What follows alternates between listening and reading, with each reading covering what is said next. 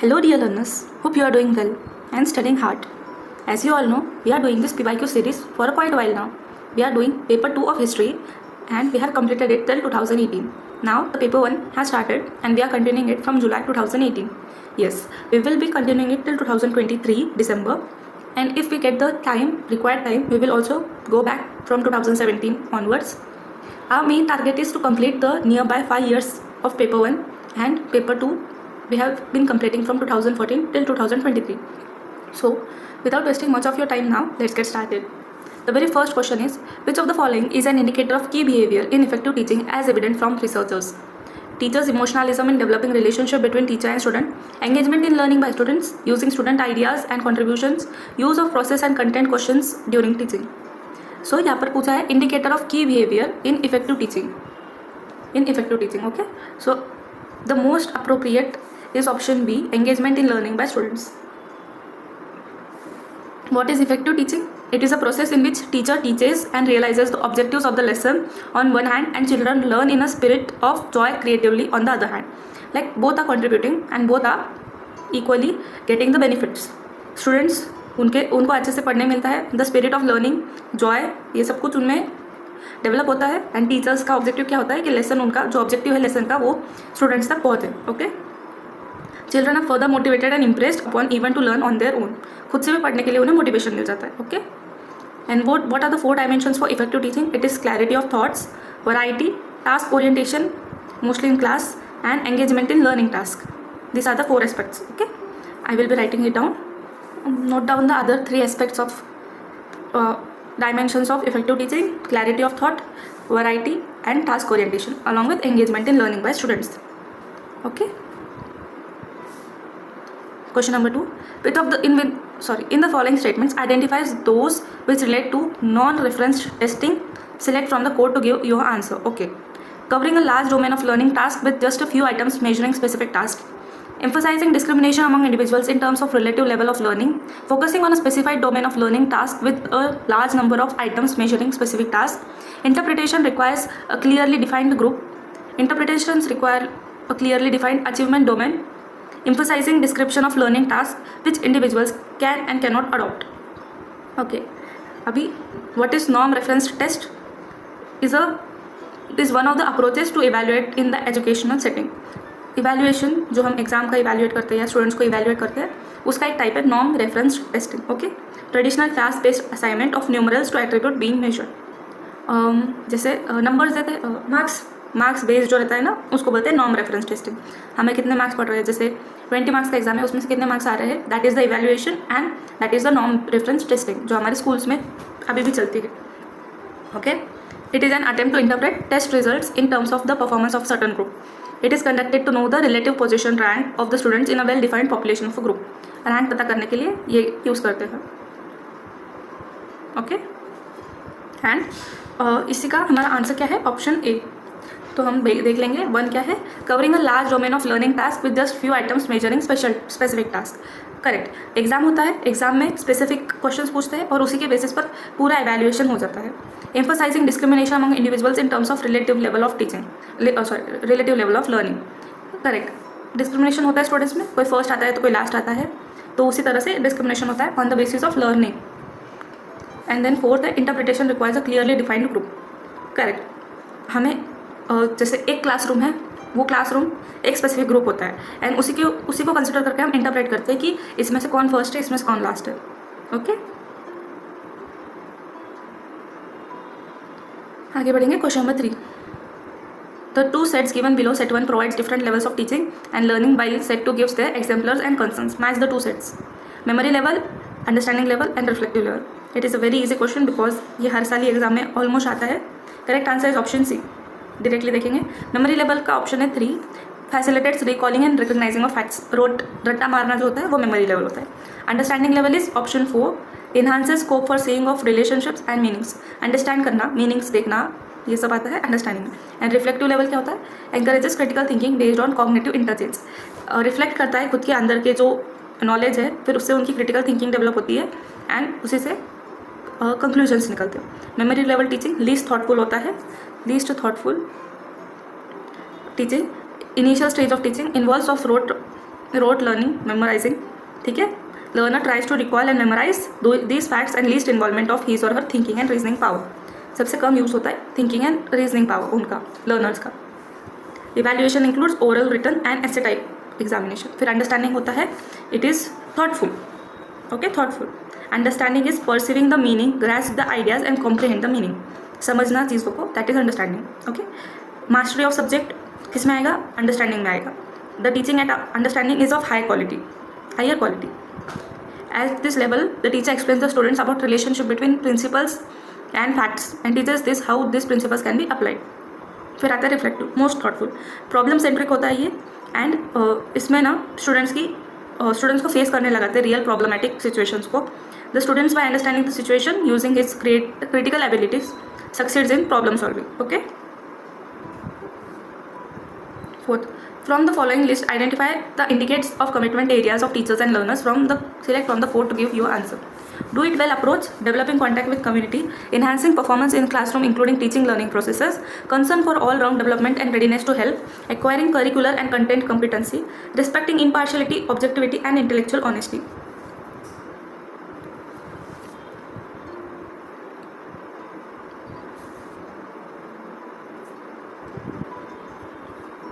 Question में क्या पूछा है? Commitment areas of teachers and learners. Okay, तो इसमें से कौन से आएंगे?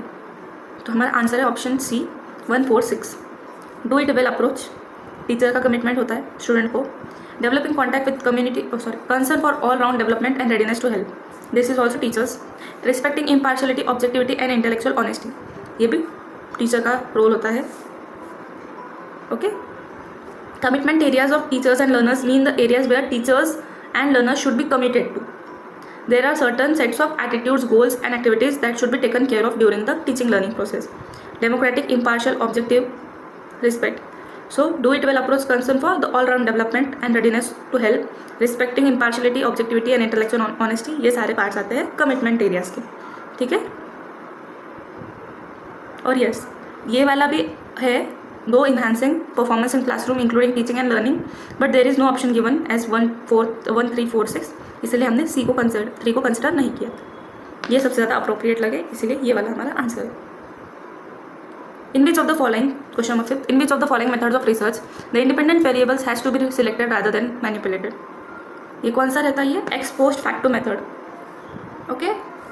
In which of the following methods of research independent variables select होते हैं? Independent variables, the research, it is the variable the researcher manipulates or controls in order to observe its effect on the dependent variable. ठीक है. Variable क्या होता है? Something that varies, मतलब changeable, change होते रहता है. क्वांटिटी दैट में हैव सेवरल डिफरेंट वैल्यूज. तो दो टाइप के होते हैं, इंडिपेंडेंट एंड डिपेंडेंट. इंडिपेंडेंट क्या होता है? मैनिपुलेट्स और controls in order to observe, ये मैनिपुलेटिव होते हैं. देन जो डिपेंडेंट होता है, it is a variable being studied and measured in an experiment as in and is dependent on the independent variable. ठीक है. दोनों एक दूसरे पर कहीं ना कहीं से तो डिपेंड होते ही है. The independent is variable is the cause and the dependent is the effect. Okay. An ex post facto method क्या होता है? It is a research method, a predetermined group with required qualities is compared to some dependent variables. The group to be studied is not randomly selected but based on the particular quality it is qualified. जैसे कि हमें किसी के कुछ trades जानने हैं तो हम वैसा एक ग्रुप तैयार करेंगे एंड जो हमारे वेरिएबल्स है उनके अकॉर्डिंग उन पर्सन में, उन ग्रुप में वो क्वालिटीज़ है या नहीं, हम वो चेक करेंगे. तो इसको बोलते हैं एक्स पोस्ट फैक्टो मेथड. तो सबसे ज़्यादा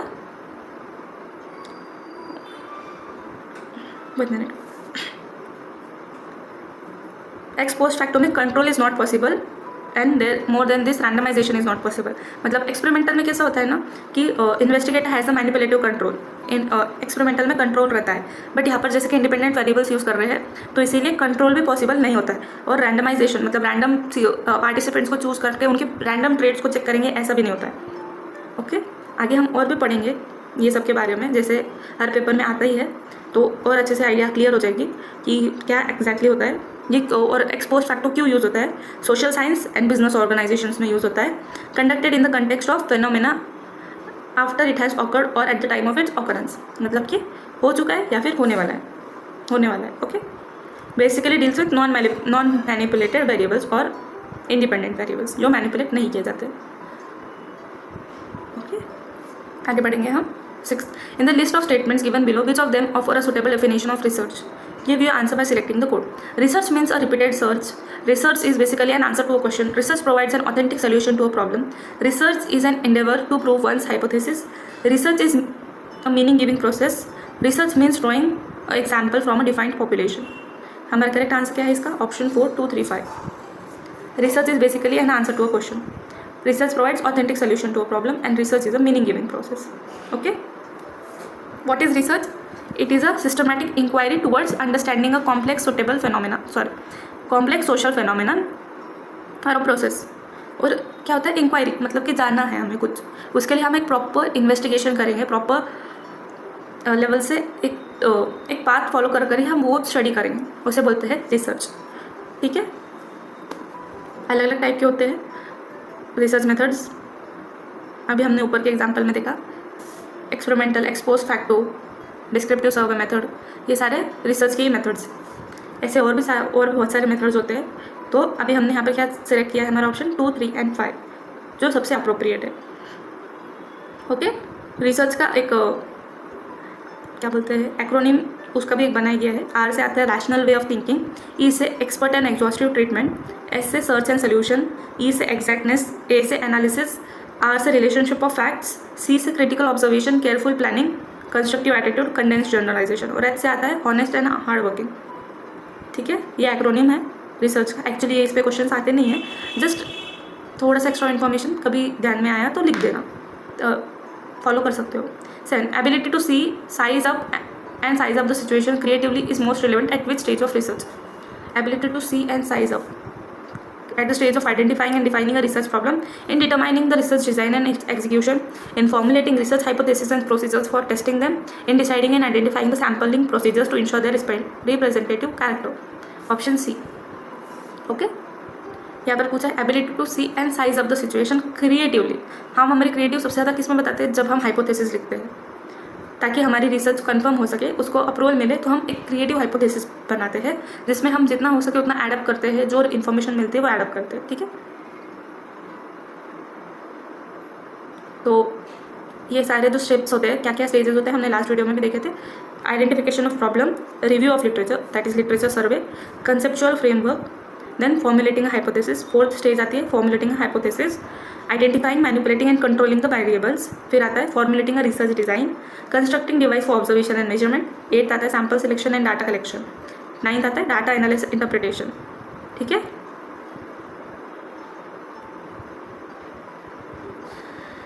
हाइपोथेसिस क्या होता है? Prediction about the possible relationships between the things they want to investigate. एक तरह का प्रिडिक्शन होता है, आउटलाइन होता है हमारे रिसर्च का. ठीक है. 8. Question number 8. Research ethics is of critical importance in which of the following areas? Select your answer from the given code below. Data collecting, preparing a seminar paper, data analysis, participation in a conference, writing a thesis or dissertation, selecting a research problem. So हमारा correct answer है option B, 1, 3 and 5. That is data collecting, data analysis, writing a thesis और dissertation. ठीक है. तो सबसे पहले तो ethics are the principles and guidelines that help us to uphold the things we value. Then research ethics में सबसे ज़्यादा इंपॉर्टेंट होता है कि हमने जिनका वर्क लिए as a example, as a outline, अगर हमने किसी का वर्क स्टडी किया है तो हमें उन्हें ड्यू क्रेडिट्स देने पड़ते हैं, अदरवाइज वो पैलेग्रिज्म कंसिडर किया जाता है. देन डाटा कलेक्टिंग, अगर हम किसी का डाटा कलेक्ट कर रहे हैं तो उन्हें क्रेडिट देना ज़रूरी होता है. Data analysis, if you are surveying anyone's data, if you are analysing anyone's data, we have to give the credit to the person who has collected the data. Writing a thesis, then thesis लिखते time पर भी काफ़ी ज़्यादा अगर हमने किसी का work देखा है उसमें से अगर हम कुछ ले रहे हैं तो उन्हें क्रेडिट देना ज़रूरी होता है. एथिकल इश्यूज़ कैसे कैसे होते हैं? Collecting information. Okay. Then seeking consent of participants, providing incentives, seeking sensitive information, possibility of causing harm to the participants. जब डाटा कलेक्ट करते हैं तो कुछ प्रॉब्लम हो सकते हैं वैसे. मेंटेनिंग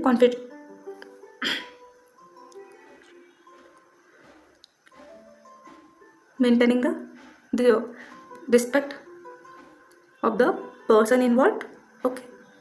उनके जो अगर कुछ सेंसिटिव कंटेंट है तो उनका नाम वगैरह हम कवर करते हैं या फिर चेंज कर बताते हैं ताकि उनको डिग्निटी को हार्म ना हो. Okay. Question number 9. While presenting the research outcomes and sharing the same with others, in which of the following research type the style has to be impersonal? Ethnographic studies, action research based studies, causal comparative based ex post facto studies, narrative studies. तो हमारा option है option C, causal comparative based causal comparative based ex post facto studies. यहाँ पर question क्या पूछा है?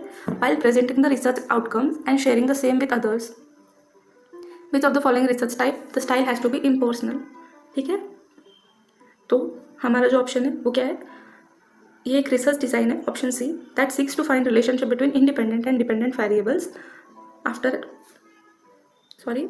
N action or event has already occurred, हो चुका है, उसमें रिलेशनशिप फाइंड करते हैं इंडिपेंडेंट एंड डिपेंडेंट का. Researchers goal is to determine whether independent affected the outcome or dependent variable, independent ने कुछ अफेक्ट किया है या नहीं. ठीक है, bye comparing two or more groups of individuals. There are similarities and differences between causal comparative research, also referred to as ex post facto research, and both correlational and experimental research. Impersonal का मतलब क्या होता है कि कोई और factor से influence ना हो. ये इन्फ्लुएंस किससे होता है? इंडिपेंडेंट से ही होता है. हमने देखा है कि इंडिपेंडेंट इन्फ्लुएंस करता है या नहीं आउटकम को या डिपेंडेंट को, हम उसमें कॉजल में वो चेक करते हैं. और इम्पर्सनल का मतलब क्या होता है? Not influenced by any other factor, मतलब एक ही फैक्टर से जो उसके लिए इंपॉर्टेंट है सिर्फ उतना ही उसके ऊपर इन्फ्लुएंस है. ठीक है. देन इथनोग्राफिक स्टडीज़ क्या होते हैं? Method known as ethnomethodology कब यूज़ करते हैं? To study the culture through close observation and active participation. Action research based studies ये कब यूज की जाती है? Hence most feminist researchers follow action research based because it is an ongoing strategy. The cycle is repeated to form a spiral finding reanalysis. ठीक है, means learning by doing, कर कर सीखना. एक्शन रिसर्च बेस्ड का मतलब basically feminist जो होते हैं रिसर्चर्स वो मोस्टली ये वाला यूज़ करते हैं. ठीक है. देन नैरेटिव स्टडीज़ क्या होते हैं? To review the literature, narratives contrasted with the systematic review और लेस फोकस देना systematic review and seeks to arrive at a critical interpretation of literature. मतलब बेसिकली लिटरेचर से, ये लिटरेचर से इन्फ्लुएंस होता है, ये कल्चर से होता है, ये लर्निंग बाय डूइंग कर कर सीखने से, और ये होता है इंडिपेंडेंट एंड डिपेंडेंट वेरिएबल से influence. Question 10. Which of the following methods of teaching will encourage indirect learning? Lecturing with examples, team teaching, demonstration on subjects, collaborative projects. यहाँ पर क्या पूछा है? Indirect learning. डायरेक्ट लर्निंग जो teacher school में पढ़ाते हैं और या क्लासरूम में पढ़ाते हैं, दैट इज डायरेक्ट, जिसमें lectures demonstrations are used and face to face interaction होता है डायरेक्ट लर्निंग में. Indirect is like role play projects, assignment, inquiry, ये सारे होते हैं जिसमें टीचर्स लर्नर सेंटर मेथड है, जिसमें लर्नर्स एक्टिवली पार्टिसिपेट करते हैं, नॉट टीचर्स. ओके, आगे बढ़ेंगे. अब पैसेज बेस्ड क्वेश्चन है. पीडीएफ में और टेलीग्राम ग्रुप में प्रोवाइड कर दूंगी, आप उसमें से पीडीएफ में से क्वेश्चन पैसेज पढ़ लेना पूरा, हम क्वेश्चन स्टडी करेंगे. ठीक है. 11. Why freedom is seen as important. इसका आंसर स्टार्टिंग में ही कुछ होगा, स्टार्टिंग में ही होता है. जो सबसे पहले क्या करना है ना, क्वेश्चन पहले पढ़ लो और फिर पैसेज में जाके उसका आंसर ढूंढो, तो उससे टाइम भी ज़्यादा वेस्ट नहीं होता है और फटाफट आंसर भी मिल जाते हैं. क्योंकि हमें लिमिटेड टाइम होता है 1 आवर का, और आगे हमें फिर मैथ्स वाले रीजनिंग वाले भी क्वेश्चंस करने पड़ते हैं, तो इसीलिए हमें फटाफट ये वाला पार्ट कर लेना चाहिए. ऑप्शन है D, to go beyond the perspective of one's own belief. ये देखो, सॉरी, वंस ओन वेलबींग, ये यहाँ पर दिया हुआ है. ठीक है, ऐसे ही आप पूरा पैसेज में देख सकते हो. Why should we go beyond consideration of own wellbeing. अभी उसी के आगे था, to think of freedom of others, to appreciate that our aims can differ from self interest. Option C, option C है इसका आंसर, यहीं पर दिया हुआ है. ठीक है, यही एरिया में अच्छे से पढ़ लो. आप पैसेज को पढ़ो या फिर पहले क्वेश्चंस पढ़ो फिर पैसेज करो. What is no value for assessing social realisations. No value for assessing social realisations. Option B, utilities. Utilities hold no value for assessing social realisations. Paragraph में 3rd लाइन में दिया हुआ है. ठीक है.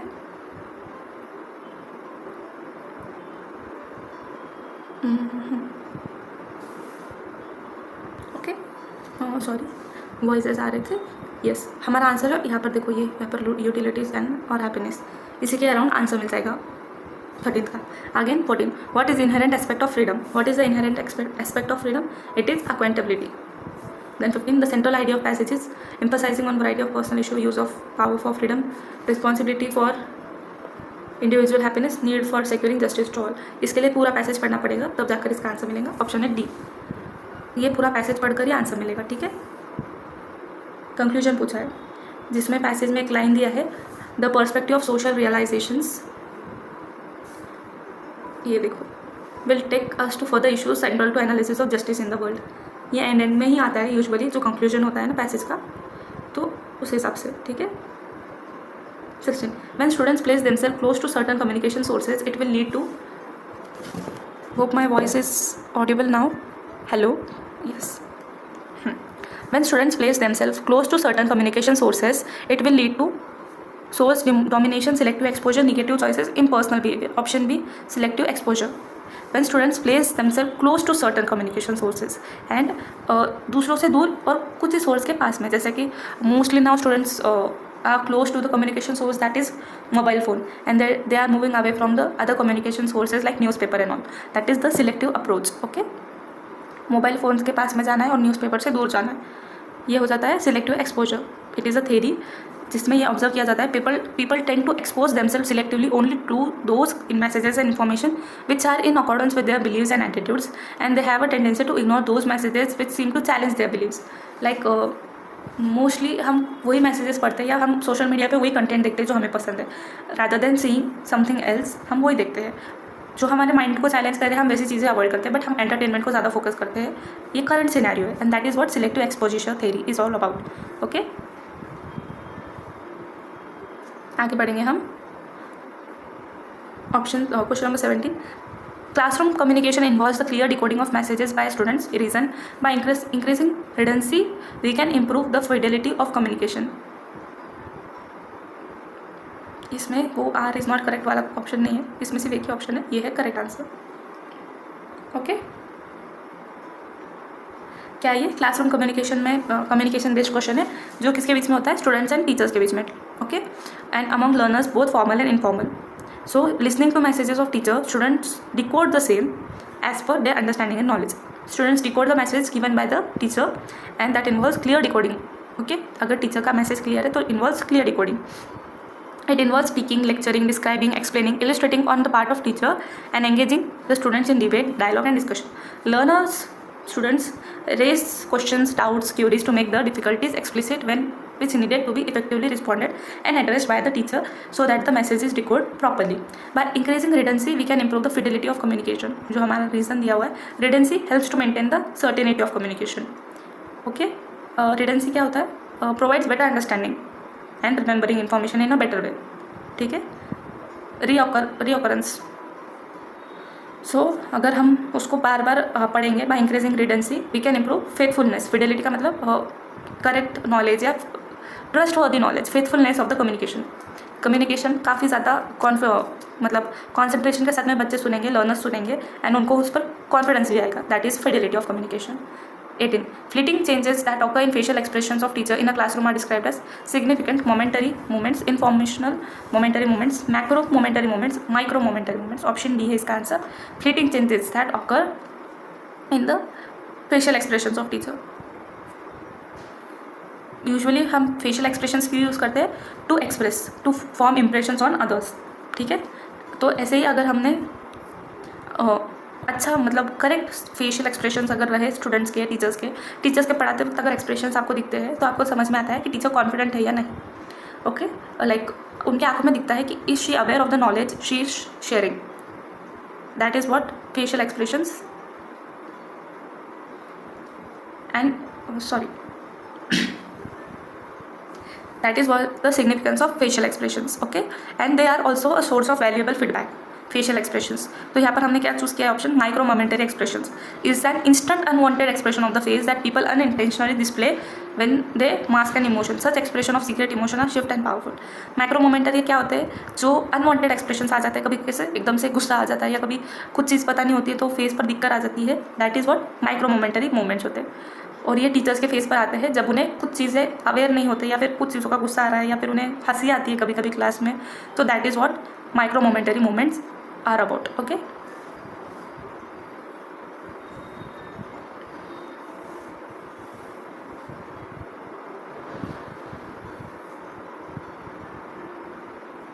एंड इस पर टीचर का कंट्रोल भी काफ़ी कम होता है, like all of a sudden accidental expressions होते हैं, ठीक है। 19, identify the correct sequence of decoding process of communication in the classroom. Correct sequence of decoding process of communication, पहले कम्युनिकेशन आएगी, फिर उसका किस तरह से डिकोडिंग होगा उसके बारे में पूछा।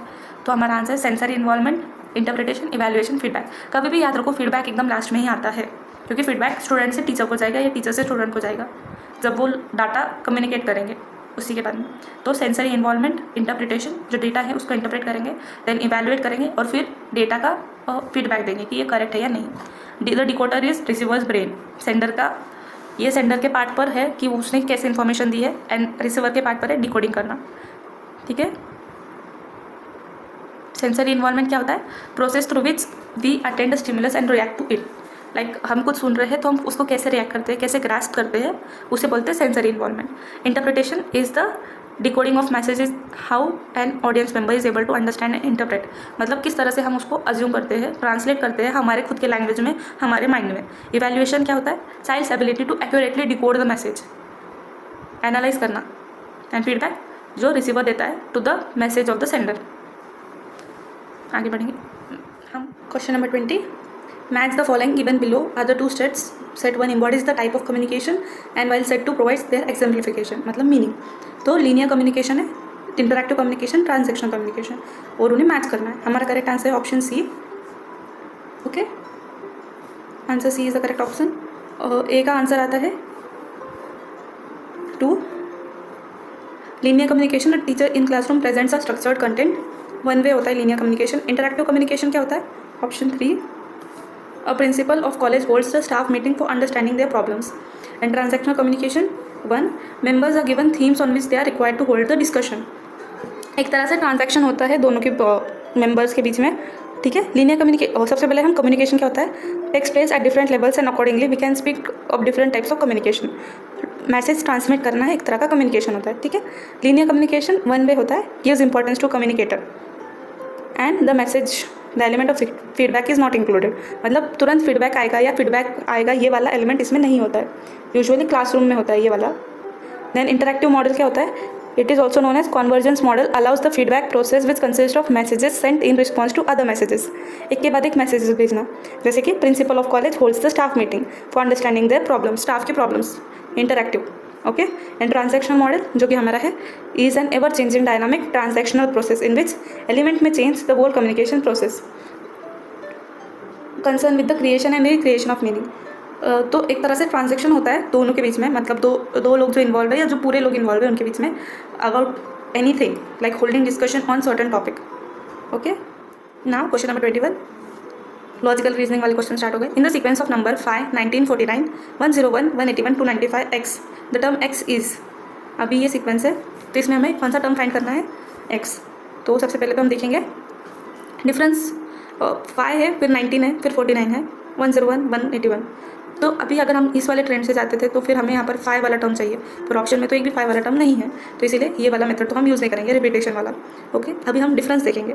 तो सबसे पहले हम एनालाइज करते हैं कि डिफरेंस कितना है। 5 और 19 के बीच में डिफरेंस कितना आता है? 14 का डिफरेंस आता है। फिर 19 और 49 एंड 30, ओके। 49 एंड 101 में डिफरेंस अप्रोक्सीमेटली आता है 52 का। देन 101 एंड 181 में डिफरेंस है 80 का। देन 114, 181 एंड 295 में 114। तो अभी ऐसा तो कोई स्पेसिफिक ट्रेंड ध्यान में नहीं आ रहा है, बट अब इन दोनों में डिफरेंस, इन दोनों के बीच का डिफरेंस देखेंगे तो ये है 16, इन दोनों के बीच का डिफरेंस आता है 22, इन दोनों के बीच का डिफरेंस आता है 28, इन दोनों के बीच में डिफरेंस कितना आता है? 34। तो अभी ऐसा, अभी इन दोनों के बीच में डिफरेंस कितना है? +6 का, इन दोनों के बीच में भी +6 का, इन दोनों के बीच में +6। तो भाई ऐसा टर्म चाहिए यहाँ पर, हम अगर प्लस, ठीक है, यहाँ पर हम 34 + 6 कर देंगे तो क्या आएगा?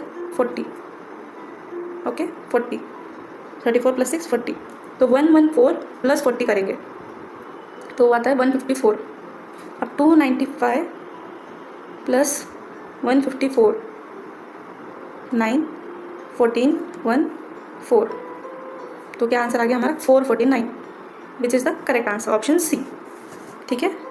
थोड़ा सा ट्रिकी है बट यही प्रैक्टिस करेंगे तो आपको ध्यान में आ जाएगा एग्जाम में। Question number 22, if NTA 14 and NTA 15 are 5 digit numbers such that their sum is 157229 then n + t + a would be. Okay, थोड़ा सा फिर से वैसा ही क्वेश्चन है। NTA 14 + NTA 15 क्या बताया उन्होंने, सम क्या बताया उसका 157229। तो 14 + 15 ओके हम पहले लिख लेते हैं फिर करते हैं। 14 + 15 इज इक्वल टू 157229, ये NTA है। देन हम 14 + 15 कितना होता है 29, NTA + NTA कितना है 1572 और 2 × NTA क्या आएगा, बेसिकली डिविडेशन कर रहे हैं वो। देखो जैसे कि उन्होंने यहाँ पे 29 ले लिया एंड NTA + NTA पूछा है, ये 2 NTA + NTA आएगा। NTA + NTA क्या दे रहे हैं वो लोग 1572 इंटू नहीं 1572, क्योंकि हमारा 29 जो ये लास्ट ये वाला टर्म है ये निकल गया है। ठीक है, आगे बढ़ेंगे। या फिर हम ऐसे ले सकते हैं कि 2 × NTA, क्योंकि अभी यहाँ पर 2 टाइम्स NTA आ गया ना, 2 × NTA इज इक्वल टू 2 × 786। अब 786 कहाँ से आ रहा है, 786 किधर से आ रही है, 1572 को डिवाइड करो 2 से, 1572 डिवाइडेड बाई 2 इज 786। ठीक है, तो यहाँ पर का 2 और ये 2 कैंसिल हो गया, तो NTA इज इक्वल टू 786। मतलब n, क्योंकि यहाँ पर उन्होंने पूछा है ना n + t + a क्या रहेगा, तो आप देखो n + t + a 7 + 8 + 6 क्या आएगा 21 is equal to 21। This is a correct answer, option B. ठीक है, कुछ नहीं, कुछ ज़्यादा कॉम्प्लिकेट नहीं किया है, पहले सीधा टर्म निकाल लिया था। 14 + 59 हमें 29 हमने अलग कर दिया, फिर जो टर्म जो था ना, जो सबसे बड़ा इतनी बड़ी वैल्यू दी थी यहाँ पर, तो इसको थोड़ा सा छोटा करने का, तभी हमको इजीली आंसर समझ में आ जाता है। थोड़ी वैल्यूज़ कम करके देखो तो हमें एनालाइज करने में ईजी जाता है। ठीक है, समझ में आ गया होगा ना, यहाँ पर थोड़ा ये समझ में नहीं आ रहा होगा, ठीक है अच्छे से लिख देंगे। हमने यहाँ पर NTA + NTA लिखा, NTA + NTA जो हो गया था 2 × NTA। क्यों, तो यहाँ पर हमने मल्टीप्लिकेशन और डिवीजन का टर्म यूज़ किया है। ओके, आगे 23, C is mother of B, A is mother is sister of B and daughter of C, D is daughter of B and sister of E, how is C related to E? अच्छा, C is mother of B, A is mother is sister of B, A की mummy B की sister है। Then daughter of C, A daughter किसकी है, C की है। In short A and B daughter है C के। D is daughter of B, okay, and sister of E। B के बच्चे कौन है, D and E, how is C related to E? Okay, तो हमारा सबसे ज़्यादा ये जो A है ना, इसको कॉम्प्लिकेट नहीं करते। सबसे पहले तो C है, C इज़ मदर, C की बेटी है B, A is mother is sister of B, A की मम्मी, अभी इसको X कंसिडर कर लेंगे, A की मम्मी, और ये दोनों बहनें हैं, तो ये इन शॉर्ट इसकी भी बेटी है। C की बेटी 2 है, X और B, फिर B and daughter of C, मतलब वही C की बेटी है X हमारी, ये जो मदर है ना, इसको हमने X कंसिडर किया है। तो अब यहाँ पर पूछा है D is daughter of B, D की एक बेटी है D, डॉटर है D and sister of E, मतलब ये इसकी भी बेटी है। तो ये C कैसे रिलेटेड है, ये है grandmother, option C grandmother. अगर how E is related to C पूछा तो वो होता है ग्रैंड डॉटर, और अगर उन्होंने पूछा है C कैसे रिलेटेड है E से, तो वो है ग्रैंड मदर, दादी या नानी। ओके, आगे बढ़ेंगे। 24, you have recently joined a new office, walking at 5 km/h, you reach the office from your house 15 minutes early and walking at 3 km/h you are late by 9 minutes, distance between your office and house is. Okay, तो ये ना basically distance और time वाला जो speed वाला जो question होते हैं वो वाला है। हम सबसे पहले स्पीड जो है उसको S1 कंसिडर करेंगे 5 km/h, ठीक है, एंड दूसरी S2 3 km/h। देन S1 से आप कितने 15 minutes अर्ली पहुँच रहे हो, एंड S2 से 9 minutes लेट। डिस्टेंस फॉर्मूला क्या यूज़ करेंगे, distance is equal to product of two speeds S1 × S2 divided by difference between two speeds S1 - S2 into time difference. अभी इसको T1 कंसिडर कर लेंगे एंड इसको T2, T1 - T2। ओके, ये हमारा formula है।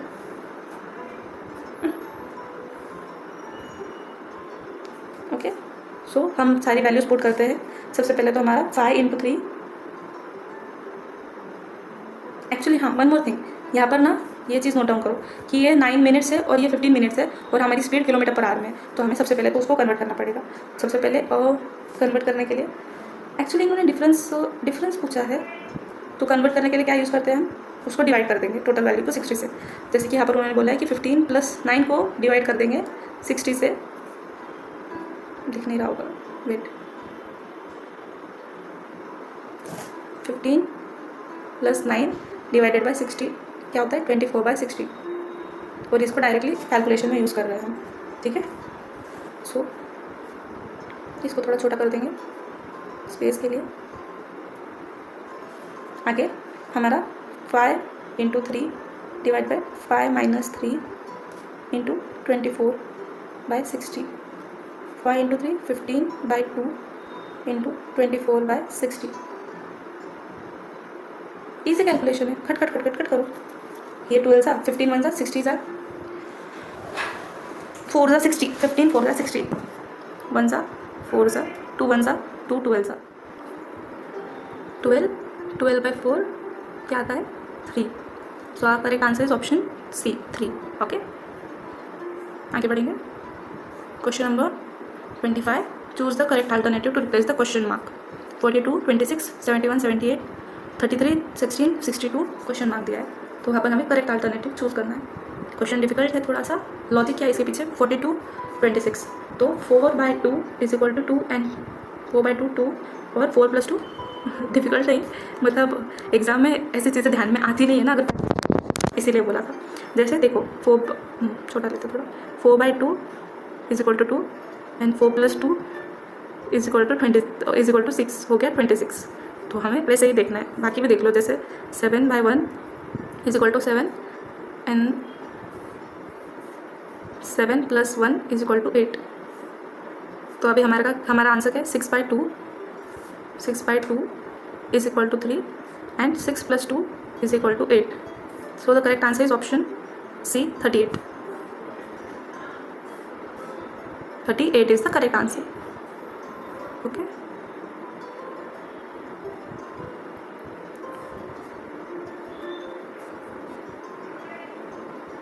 ओके चलिए आगे बढ़ेंगे। अभी हमारे क्वेश्चन हो गए अब 26। A cluster of propositions with a structure that exhibits some inference is called cluster of propositions। पहले कितने इजी आते थे ना लॉजिकल रीजनिंग, काश अभी भी ऐसे ही आए। A cluster of propositions with structure that exhibits some inference is called an argument। Option B, an argument। Okay, a proposition is a declarative sentence that is either true or false but not both। A proposition can neither be true nor false। ठीक है, दोनों में से कुछ एक रहेगा। A proposition is always expressed with the help of a sentence। जैसे कि it is raining can be expressed in English, Hindi, Sanskrit। It means that 2 or more than 2 sentences may express the same proposition अलग अलग languages में। और ये कब होता है, the term refers to argument in which an proposition is arrived and affirmed or denied, मतलब कि या तो उसको मानेंगे या तो उसको नहीं मानेंगे। जैसे कि ऑल मैन आर मोर्टल, ये पहला प्रपोजिशन है। ऑल किंग्स आर मैन, ये दूसरा proposition. Therefore all kings are mortal, ये तीसरा कंक्लूजन। ठीक है,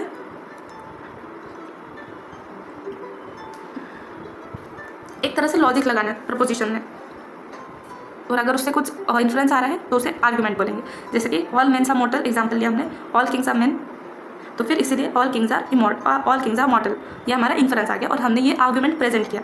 आर्ग्यूमेंट का मतलब यहाँ पर लड़ना नहीं है, डिस्कस करना है। Okay, 27 given below are 2 premises, 4 conclusions are drawn from them taking singly or together। Select the code that states the validly drawing conclusions। Some flowers are red, all roses are red। Some roses are red, some red things are flowers, some flowers are roses, all roses are red।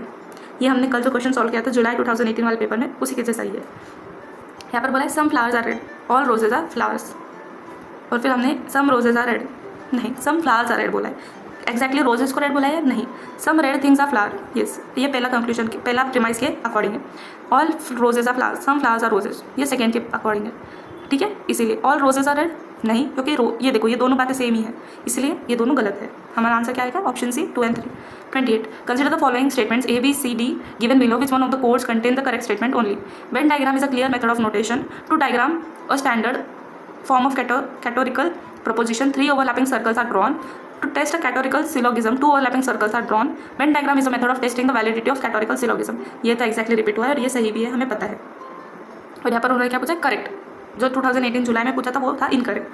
ठीक है. When diagram is a clear method of notation. Correct. हम Venn diagram से जो हमारा data वगैरह है उसको properly describe कर सकते, क्लियरली मेंशन कर सकते. टू डायग्राम 3 ओवरलैपिंग सर्कल्स, हमने इसके बारे में कल के वीडियो में भी बात की थी कि 3 ओवरलैपिंग सर्कल्स अगर 3 प्रीपोजिशन है तो उसके लिए यूज़ करते हैं. Each represents a class which is labelled with an upper case letter. Okay, जैसे कि ये और ये A, B and C. And हमने ये कल बात की थी कि 2 ओवरलैपिंग नहीं होती है, इट इज़ नॉट नेसेसरी. यहाँ पर हमने पढ़ लिया है ना, 3 ओवरलैपिंग सर्कल्स चाहिए, 2 नहीं चाहिए. ठीक है. ओह सॉरी, मैंने यहाँ पर गलती की है. ओवरलैपिंग सर्कल्स ड्रॉ करने थे, मैंने दूर कर दिए. हमने कल के वीडियो में भी देखा था, इसी के अराउंड क्वेश्चन था ये 3 ओवरलैपिंग सर्कल्स. ओके, 2 नहीं होते, 3 होते हैं कैटेगोरिकल सिलोगिज्म में. Then Venn diagram is a method of testing validity. Correct. हमें उसी से समझ में आता है कि क्वेश्चन जो प्रीपोजिशंस दिए है वो सही है या नहीं, उसकी वैलिडिटी सही है या नहीं. Correct answer is option B. Question number 29. If proposition no dog is quadruped is false, which one among the following proposition can be claim certainly be true? All dogs are quadruped, some dogs are quadruped, some dogs are not quadruped, all dogs are biped. No dog is, यहाँ पर ये पूछा है कि no dog is quadruped is false, मतलब कि dog quadruped है, 4 पैर के. Which one of the following can be true? तो इसमें सबसे ट्रू स्टेटमेंट कौन सा है? All dogs are quadruped, some dogs are quadruped, some dogs are not, या ये बाइपेड वाला तो कैंसिल हो गया है. ठीक है, क्योंकि यहाँ पर उन्होंने नो को फॉल्स बोला है, तो जो है मतलब येस को वो ट्रू बोलेंगे. तो ये है हमारा answer option B, some dogs are quadruped.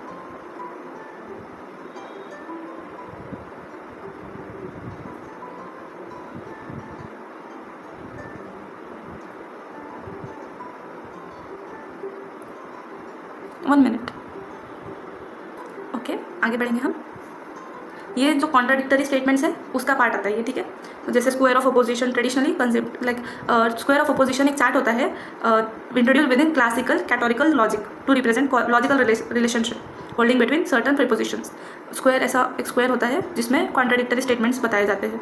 Every SSP ऐसे वाले जो स्टेटमेंट है जैसे यहाँ पर आता है ना, तो स्क्वायर ऑफ, मेरी ड्राइंग इतनी अच्छी नहीं है. स्क्वायर ऑफ अपोजिशन एक हम उसके बारे में और भी आगे डिस्कस करेंगे, आगे क्वेश्चंस आने वाले हैं तब हम उसको और डिटेल में डिस्कस करेंगे. क्वेश्चन नंबर नाउ पैसेज अभी है डाटा इंटरप्रिटेशन. ओके, तो हम डायरेक्टली स्टार्ट कर देंगे. The approximate average percentage of marks obtained by student A found to be. Question number 30. अभी इसमें ए में ए को approximate average certain C. The approximate average percentage of marks obtained by student A found to be. अभी इसमें उनका percentage found out करना है. Actually data interpretation 31 से स्टार्ट होता है. ओके, यहाँ पर मिसिंग है शायद. ओके, लेट्स सी, आगे देखते हैं हम. अच्छे से कुछ मिसिंग पार्ट लग रहा है मुझे. ठीक है, तो हमारा क्वेश्चन क्या है कि हमें परसेंटेज ऑफ ए फाइंड करना है. तो approximate average percentage, okay, average percentage of marks obtained by student A. तो S1 में उसे 80 out of 80, 72 out of 75, 76, 80, 50 and 65.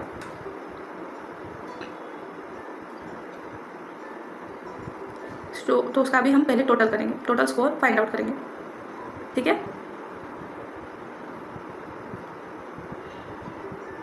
और ये सब अलग अलग है. यहाँ पर ये भी देखो कि आउट ऑफ मार्क्स भी डिफरेंट है. ये वाला पॉइंट भी नोट डाउन करो. 1 मिनट. यस, एक्चुअली मैंने टाइम इसलिए लिया था, मुझे देखना था कैलकुलेशन. तो हाँ, सी यहाँ पर ना इन्होंने परसेंटेज ऑफ मार्क्स बोला है. ये परसेंटेज है, तो ये 80 वगैरह है ना, ये परसेंटेज है, मार्क्स नहीं है. ये यहाँ पर मार्क्स पता है बट परसेंटेज है ये वाले. ये चीज़ ध्यान में रखो. ओके, अभी हम पहले क्वेश्चन तो बहुत इजी है कि उन्होंने एवरेज परसेंटेज ऑफ मार्क्स पूछा है, तो हम इसको पहले कैलकुलेट कर लेंगे. 80 + 72 + 76 + 80 + 50 + 65 इज इक्वल टू 423. अब इसको डिवाइड कर देंगे 6 से, तो अप्रॉक्सीमेटली आंसर आता है 70.5% के अराउंड. ओके,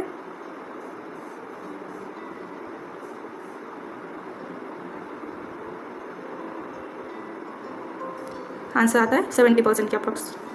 इसका तो आंसर मिल गया. आगे हम देखेंगे question number 31. The difference in total marks obtained by student A in subject S3 and S4 taken together and student E in subjects S3 and S4 taken together is. अभी difference in total marks पूछा है, तो इसके लिए हमें अब marks पता करना ज़रूरी हो गया है. जैसे हम मार्क्स कैसे निकालेंगे? परसेंटेज कितना है यहाँ पर? पहले इसमें 80% दिया हुआ है, पर हम इतना ज़्यादा नहीं घुसते हैं. जो पूछा है ना उतना ही एनालाइज करेंगे. बहुत ज़्यादा, नहीं तो टाइम नहीं रहता इतना पेपर में। तो सबसे पहले हम देखेंगे S3 पूछा है और S4 पूछा है, ये 2 सब्जेक्ट्स पूछे हैं, दोनों के भी, किसके, ऑफ S3 एंड S4, ए के और ई के, ठीक है, ए और ई के S3 और S4 के मार्क्स पूछे हैं। तो यहाँ पे ये जो है ये परसेंटेज में दिए गए हैं, 76, 100% में से 76। ओके, तो मार्क्स क्या आएंगे, 76 मार्क्स ही आएंगे ना, ये परसेंटेज 76 है आउट ऑफ 100 मार्क्स, तो वो परसेंटेज मार्क्स के कितने आएंगे, 76 ही आएंगे। कितने आएंगे, 76 S3 ए के, और S4 के मार्क्स क्या आएंगे ये भी देख लेंगे हम। S4 में ऐसे कितने हैं, 80 है आउट ऑफ 120, 80 है आउट ऑफ 120, ठीक है। तो अभी परसेंटेज मार्क्स में कन्वर्ट करेंगे तो वो क्या आएगा, 96 आएगा, 96 आएंगे, ठीक है। अब हम उसी तरह से ई का भी देख लेंगे। ई को S3 में 68 है आउट ऑफ 100, तो मार्क्स भी इतने आएंगे ना, 100 रहा ना तो बहुत ईजी जाता है कैलकुलेशन, 68। फिर S4 में कितने हैं, 60 है आउट ऑफ 120, ओके, 60 है आउट ऑफ 120, तो करेक्ट आंसर क्या आएगा S4 का, 72। एक्चुअली क्या रहता है कैलकुलेशन, वेट, अगर उतना वो बहुत ज़्यादा बेसिक होता है इसीलिए मैं अवॉइड कर रही थी, बट एक नहीं आइडिया होगी कुछ लोगों को तो हम वो भी ट्राई कर लेंगे, बता देती हूँ मैं वो भी। हम परसेंटेज कैसे कैलकुलेट करते हैं किसी भी चीज़ का, यहाँ पर हम उसकी वैल्यू लिखते हैं, उसके ऊपर इंटू 100 से मल्टीप्लाई करते हैं, टोटल इंटू 100 से मल्टीप्लाई करते हैं। तो यहाँ पर हमको परसेंटेज इंटू यहाँ पर मार्क्स, फिर टोटल मार्क्स इंटू 100, ठीक है। तो यहाँ पर हमने क्या किया है, परसेंटेज को मल्टीप्लाई कर दिया है टोटल मार्क्स के साथ में। सी, अगर हमको यहाँ पर परसेंटेज कितना है, यहाँ पर 60% था और टोटल मार्क्स थे 120, इंटू जो 100 था वो डिवाइड में जाएगा 100, ये दोनों 100 0 0 कट, 6 इंटू 12 72, इस तरह से परसेंटेज फाउंड करते हैं, ठीक है। कोई बहुत ज़्यादा रॉकेट साइंस नहीं है, बहुत ईजी है। परसेंटेज क्या होता है, मार्क्स बाय गिवन, मतलब जो मार्क्स आए हैं by total marks into 100, okay. चलो अभी हम आगे बढ़ेंगे और ज़्यादा टाइम नहीं डालेंगे इसमें भी, तो हमें डिफरेंस पता करना है इनका सबका। सबसे पहले S3 एंड S4 का ये दोनों ऐड कर लेंगे और फिर इनको माइनस करेंगे। 76 प्लस 96 172 एंड 68 प्लस 72 140, तो हम 172 माइनस 140 करेंगे, आंसर क्या आता है 32 is the correct answer, option D, okay. Question number 32, the average percentage of marks obtained bye all 5 students together in subject S6 is, तो एवरेज परसेंटेज ऑफ मार्क्स,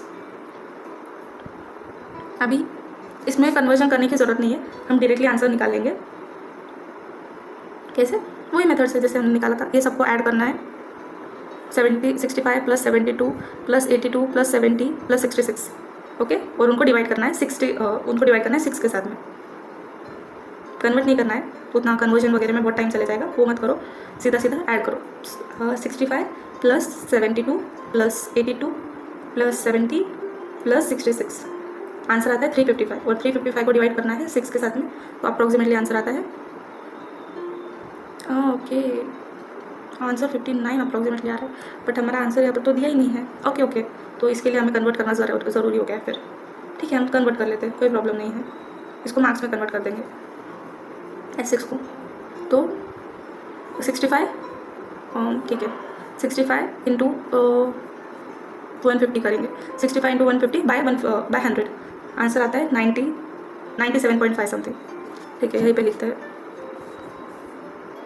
सबसे पहले आता है 97.5 ए का, फिर B 108 आएगा, C 123, D ये मैंने कैलकुलेट किया हुआ है मेरे पास, मैं वही डाटा लिख रही हूँ, एंड E 99, ओके। अभी इनको ऐड करेंगे, टोटल वैल्यू क्या आती है ऐड कर 532.5 डिवाइडेड बाय 6, तो हमारा आंसर क्या है 71%। कैसे, अभी ये बेसिक कैलकुलेशन है, ये तो आपको आइडिया होगी ना, आई एक्सपेक्ट कि आपको ये इसकी आइडिया तो पक्का रहेगी, ओके। चलिए हम अब आगे बढ़ते हैं।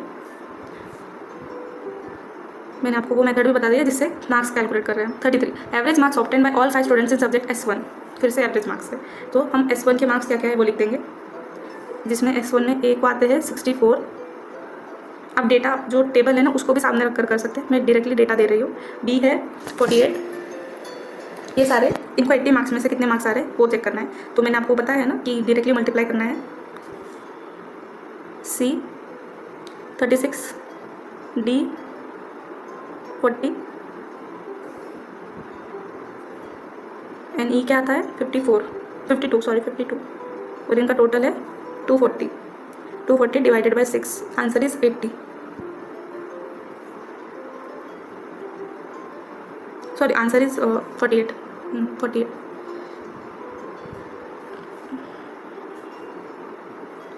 सर 6 4 सा 24 आता है ना, 48 है हमारा आंसर. अभी फिर से 34 को देखेंगे. The difference in marks obtained bye all 5 students together in subject S3 and S1. Difference in marks पूछा है. ओके, और S3 and S1 and all 5 students, ये भी पूछा है, all 5 students between S3 and S1. अभी फिर से मार्क्स पता करना पड़ेगा सबके. S3 का हमने S3 के मार्क्स निकाले कि नहीं, सबके नहीं निकाले. S1 के सबके पता है हमें मार्क्स, S1 के सारे बच्चों के पता है. कितने हैं 240. ठीक है, बट S3 नहीं पता है. S3 में हम लिख देते हैं. A को आते हैं 76 है, B है A 76, B है 88. किस में से मल्टीप्लाई करना है, 100 मार्क्स में से करना है, तो डायरेक्टली डाटा आ जाता है. C है 44. एक बार देखो S3 में 100 से मल्टीप्लाई करना है, तो जो ये वैल्यूज़ है ना यही आएगी. ओके, D है 72 एंड E है 68. अब इसकी टोटल क्या होती है 348. सो ये है S3. अरे ये क्या हो रहा है, 348 minus 240 is equal to 108 is the correct answer, option C. चलिए अब हम आगे बढ़ेंगे. Verify which one of the following pairs least matches in respect of computers.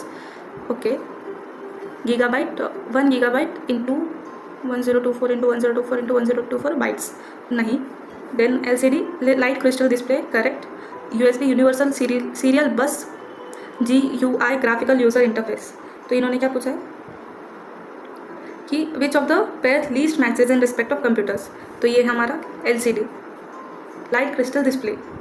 USB क्या होता है, serial bus provide standard for connecting devices.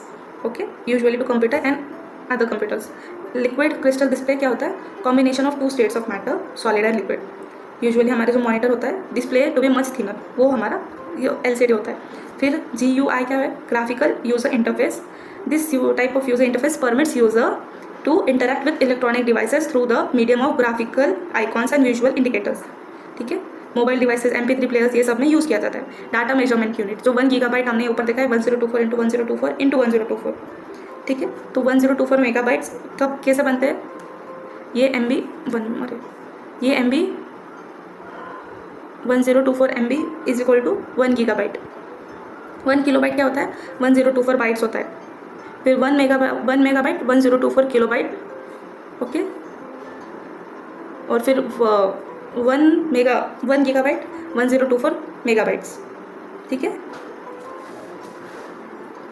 आगे बढ़ेंगे. 36. Amit has decided to use either a DVD-RW or DVD-R. Select the statement that are true for the storage devices. Both DVD-R and DVD-RW are read only. DVD-R can be written to only once. DVD-RW can be written to many times. Both DVD-R and DVD-RW can be written to only once. तो हमारा correct answer है QR, option D. Okay, ये दोनों सही है. DVD-R और DVD-RW. DVD का मतलब डिजिटल वीडियो डिस्क और डिजिटल वर्सेटाइल डिस्क होता है. उसमें डेटा स्टोर करते हैं. CD जो होती है हमारी, वो पहले बहुत यूज़ करते थे. सो DVD-R क्या है, recordable DVD, same as CD. User can write data once on a DVD-R, then read the data as many times as required. DVD-R में बहुत बार पढ़ सकते हैं, रिटर्न सिर्फ 1 time only. Okay, and DVD-RW उसमें मेनी टाइम्स रीड भी कर सकते हैं और लिख भी सकते हैं. ठीक है,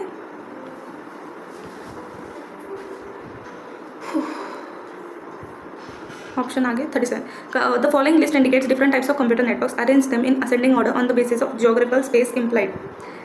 लैन, वैन, मैन. ओके, तो सबसे ज़्यादा आता है ऑप्शन डी, लैन. सबसे ज़्यादा वैन यूज़ होता है, असेंडिंग ऑर्डर में लगाना है उन्हें, on the basis of geographical space implied. ठीक है, लैन क्या होता है, लोकल एरिया नेटवर्क. फिर मैन, मेट्रोपॉलिटन एरिया नेटवर्क. और वैन क्या होता है, वाइड एरिया नेटवर्क. ठीक है, लोकल, मेट्रो एंड ये वाइड. ठीक है, उसी के अकॉर्डिंग उसको अरेंज करना है। Networking helps us get the information fast, और ये किसने दिया था? टैननबाउम ने। This networks include LAN, MAN and van. 38. Computer peripherals are external devices connected to a computer, which list contains input peripheral devices only. Speaker, scanner, mouse, modem. Input पूछा है, यह है option C, microphones, track ball, mouse, scanner, touch screen. Peripheral devices, any device that can be connected to a computer, जैसे कि monitor, keyboard, mouse, ये सब modems. Input devices क्या होते हैं? जो कि that is capable of inputting information into the computer, okay, like keyboard, microphone, mouse, scanner. And output devices, anything that comes out of computer. It includes monitor, headphone, printers, speakers, projectors. ठीक है, अभी ये clear हो गया। मैं computer science से belong नहीं करती हूँ, इसलिए मेरा थोड़ा सा इसमें एक्सपर्टीज कम है। Okay, question number 39, read the following spreadsheet, MS Excel spreadsheet. Okay, the equation in cell B2 is A2 plus B1. The equation is then copied and pasted to cells B3, B4, B5. What should be the value in the B5? 56 है इसका answer, option D. B2 is equal to A2 plus B1, B3 is equal to A3 plus B2। उस वे में इसको calculate करना है। सी, यहाँ पर बोला है B2 is equal to A2 plus B1, तो B3 क्या आएगा? A3 plus B2। Okay, A3 क्या है हमारा? 8 plus B2, A2 plus B1, 10 plus 16, 26। Okay, तो आंसर है 1 मिनट 10 प्लस 16, हाँ, B3 B2, the equation in cell B2 is A2 plus B1, A2 plus B1, 20, oh sorry 20 है, 36 आएगा यहाँ पर। 36 प्लस 10, 44। वैसे ही हमें क्या फाइंड करना है? फाइव का फाइंड करना है। फाइव तो यहाँ पर 0 दिया है उन्होंने, इसीलिए हमें पूरा कैलकुलेट करना पड़ेगा। B4 is equal to 44 plus 56। Why 56? क्योंकि ऐड हो रहा है।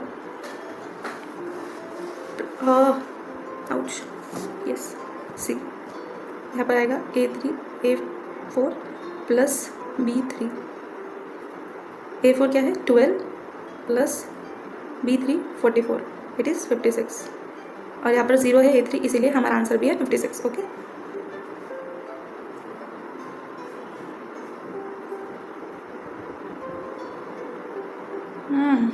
Problematic.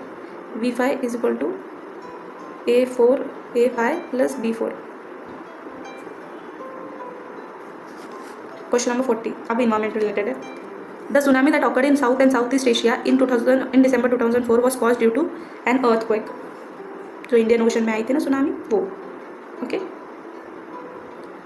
41, which of the following gas initiates the chain reaction in upper atmosphere causing ozone break? It is chlorine gas. Okay, global warming इसी से associated है, chlorine. उसका percentage ज़्यादा नहीं होना चाहिए। जो क्लोरोफ्लोरोकार्बन है वो क्लोरीन ही इंजेक्ट कर रहे थे स्ट्रेटोस्फीयर में, and that was destroying the ozone layer, that is why chlorofluorocarbons are prohibited. 42, high level lead PV exposures in human through inhalation or food consumption may cause mental retardation, high blood pressure, disorder of central nervous system। क्या होगा? ये तीनों भी होगा अगर ज़्यादा level का PV lead अगर इनहेल कर लिया या फिर खा लिया तो। It is a potent poison and harmful even in small amounts. 43, in a human population which is undergoing the demographic transition, which of the following generally decreases first? Life expectancy, level of education, death rate, birth rate। death rate कम हो रहा है, birth rate बढ़ रहा है। 44, the ecosystem surrounding a river gets damaged due to construction of dam. The area gets inundated with large volume of water. Correct answer is option B. Both A and R are true, but R is not the correct explanation of A. There are direct impacts on environment related with the construction of dams, like dust erosion वगैरह, but greatest impactment क्या होता है? Impoundment of water, flooding of land to form the dam, and alteration of water flow downstream। ठीक है, उसके वजह से surrounding का इकोसिस्टम अफेक्ट होता ही है, पर ये दोनों अलग अलग है। रीज़न करेक्ट है बट करेक्ट एक्सप्लेनेशन नहीं है असर्शन का। 45, इनफैक्ट ये असर्शन को ही कंटिन्यू कर रहा है। विच one of the following has larger scope of possibility for the possibility of hands on experience. Larger scope of for the possibility of hands on experience. ये है वर्कशॉप. वर्कशॉप्स में hand on experience होता है, जैसे कि जो skills वगैरह है ये यूज़ करने का एक प्लेटफॉर्म होता है वर्कशॉप. स्मॉलर होता है and more intense than the seminars. Format involve students practicing their new skills का यूज़ होता है during the event under the instructor. मतलब कि कुछ काम कर रहे हैं, प्रैक्टिकल वर्क करना, that is what workshop is. और ये सिम्पोजियम क्या होता है? Symposium formal meeting at which specialist delivers short addresses on a topic or related topic and then answer the questions relating to this topic. Seminar type ही होता है. Participants form an audience and make presentations. इसमें participants ही audience रहते हैं and वो presentations बनाते हैं. Okay, आगे बढ़ेंगे हम. 46. Which of the following is less oriented towards knowledge dissemination? Seminar, classroom, fieldwork, journal. Option C, fieldwork. Knowledge dissemination, जैसे कि the sharing of knowledge between learners and students or teachers during the teaching learning process is called knowledge dissemination. तो सबसे कम कहाँ पर होगा? Knowledge तो सभी provide करते हैं but field work experience provide करता है नॉलेज से ज़्यादा. स्टूडेंट्स इसमें एक्टिव रहते हैं और प्रैक्टिकल वर्क करते हैं, इसीलिए उसमें एक्सपीरियंस से होता है, नॉलेज नहीं होता है. Experience based knowledge. 47. Which of the following body is empowered with the role of appointment and approval of teachers in university system in India? Board of Management, Executive Council, Syndicate. Option A. यहाँ पर क्या पूछा है? Appointment और approval of teachers in university system. ठीक है, जैसे कि chancellor, pro chancellor, vice chancellor, ये सबको अपॉइंट करना, तो ये फंक्शनरी है. और यूनिवर्सिटीज़ कैसे होते हैं? एफिलिएटेड और यूनिटरी. और थर्ड वाले डीम्ड. ये 3 टाइप्स भी याद रखो, unitary, affiliating and third is deemed universities. Okay, वैसे सिंडिकेट और एग्जीक्यूटिव काउंसिल क्या होता है? Principal organ of management of the university. मतलब कि एक हाईएस्ट एग्जीक्यूटिव अथॉरिटी होती है वो, जो सारे डिसीजंस लेते हैं अपॉइंटमेंट वगैरह के और यूनिवर्सिटी को चलाने के भी. 48. Which of the following is entrusted with the responsibility for coordination and coordination and quality of higher education in India? It is University Grants Commission, UGC. ये बार काउंसिल किससे एसोसिएटेड है? लॉ जजेस से, lawyer से. Association of Indian universities से. NITI Aayog ministry है. और political level national institute for transforming India. और ये कैबिनेट, यूनियन कैबिनेट के रेजोल्यूशन से पास हुई वाला एक क्या बोल सकते हैं, ऑर्गेनाइजेशन बोल सकते हैं, think tank. Okay. 49. Who is administrative and academic head of Indian university system? कौन होता है ये? Vice chancellor of a university, VC. Chancellor कौन होते हैं? वहाँ के गवर्नर होते हैं. और जो यूनिवर्सिटी के एडमिनिस्ट्रेटिव एंड एकेडमिक हेड होते हैं वो होते हैं वाइस चांसलर्स. ठीक है. एडमिनिस्ट्रेटिव चीफ एग्जीक्यूटिव ऑफिसर भी बोला जाता है इन्हें, appointed by the chancellor from a panel of names. फिर vice chancellor is ex officio chairman of the executive council. जो सिंडिकेट हमने बोला उसका भी उसके मेंबर रहते हैं. Responsible for ensuring discipline among teachers, staff and students. Delegate his power to other officers. Okay. Actually इसमें एक क्वेश्चन ना मिसिंग है, वो जो 30 यहाँ पर क्वेश्चन है, 50th क्वेश्चन मिसिंग है. और वो ना इसका क्वेश्चन था, लॉजिकल का क्वेश्चन ही था वो, बट वो मिसिंग है. Deductive argument is invalid if it premises all are true but its conclusion is false. Okay, कोई बात नहीं. चलो, हमारा वीडियो आज यहीं पर खत्म होता है. Hope you like the session. Do like, share and subscribe. अपने दोस्तों के साथ शेयर करो और भरपूर लाइक करो, कमेंट्स करो. Thank you for watching.